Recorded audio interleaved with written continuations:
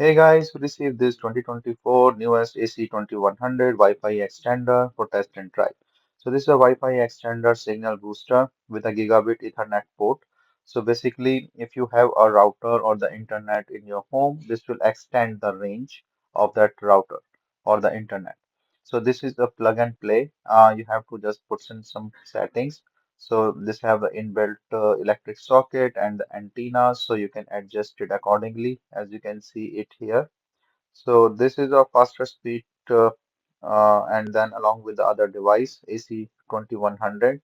So this also have the 5G and the 2.4 gigahertz, so dual extender, and also have this high performance for antennas. So you can see quality wise, this is really nice and have a Ethernet port as well. So this can receive the Wi-Fi and then you can use it as a Ethernet port here and as a LAN too. So you don't have to stretch the whole cable there. So it's the reset button, starting things and the stuff. So I'm just say you have to plug it like this. The light will be on and you have to just put in the setting using that same 192 as I cannot show as the privacy thing in here to set up, so Amazon won't allow, but this is working fine. I tested it and it's good.